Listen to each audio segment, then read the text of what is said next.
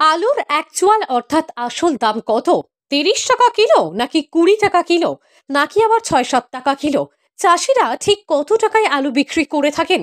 আর সেই আলুর বিভিন্ন হাত ঘুরে আমরা কত টাকায় কিনি? বর্তমান সময়ে কখনো কখনো আলুর দাম ১০ থেকে ১২ টাকা কিলো দরে বিক্রি হতে দেখা গিয়েছে। কখনো আবার সেই একই আলুর দাম বেড়ে দাঁড়িয়েছে ৩০ থেকে ৪০ টাকা কিলো। প্রশ্ন হলো, আলুর অ্যাকচুয়াল দাম কত? কতটা দামের উপর নির্ভর করে এটা। যদি আলুর বস্তা বেশি দাম হয় তখন দামটা বেশি পায় চাষিরা খানিক। এই আলু কতদিন লাগে হতে? ৩ মাসের উপরে লাগে। ৩ মাসের উপরে, মানে শীতের ফসল শীতেই বিক্রি হয়? শীতের ফসল শীতেই হয়। আপনারা কি স্টোর করে রাখেন? সবাই তো ধরেন রাখে না, এবার রাখবে আমাদের। মানে স্টোর হলে কি বেশি দাম পাওয়া যায়? হ্যাঁ, যখন আবার আলুটা উঠবে তখন আলুটা তুলে নিয়ে আসবে টোর থেকে, তখন বেশি দাম পাবে আলুতে। এখন তো আলুর দাম মার্কেটে ভালোই, মানে বেশি। তো সেই জায়গায় আলু চাষে লাভ হয় বলে মনে করছেন?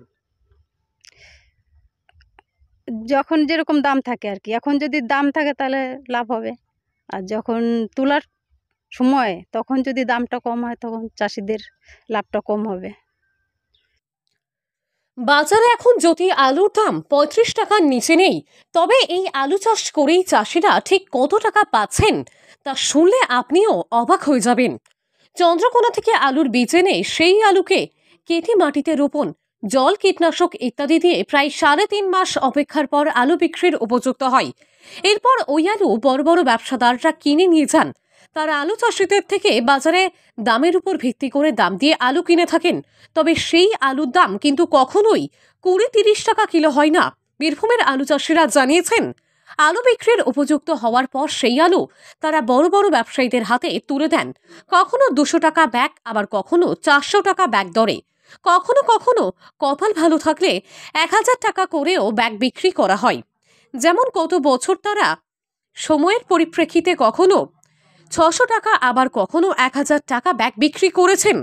১ বিঘা জমিতে মূলত ৮০ ব্যাগ আলু হয়ে থাকে। এক্ষেত্রে ৪০০ টাকা ব্যাগ বিক্রি হলে ৩২,০০০ টাকা তাদের হাতে আসে। এর মধ্যে ১৫,০০০ টাকা মতো খরচ হয়ে থাকে চাষের উপর। তবে চাষিরা জানিয়েছেন, আলু চাষ করে যে তাদের লাভ হয় না এমন নয়, আলু চাষ করে তাদেরও অনেকটাই লাভ থাকে।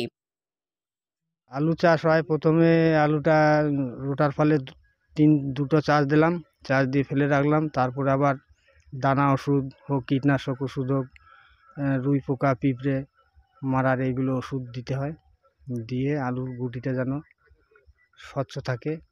আর এই আলু কাটার পরে আলুর বীজটাকে শোধন করে তারপর আলুটা লাগাতে হয়। আর কিরকম পরিশ্রম করতে হয়? পরিশ্রম তো আছেই, চাষে তো পরিশ্রম অগাধ। লাভ কিরকম হয়? লাভ হয় এবার দামের উপরে। গত বছর যেমন ধরেন দাম ছিল ১,০০০ টাকা, ৮০০ টাকা, ৬০০ টাকা। ২০০ টাকা যদি বিক্রি হয়, ৮০ বস্তা করে আলু যদি হয় তাহলে ১৬,০০০ হবে। ৪০০ টাকা করে বিক্রি হলে ৩২,০০০ হবে। তার ভিতরে খরচ আছে ১৫-২০,০০০ খরচ চাষে।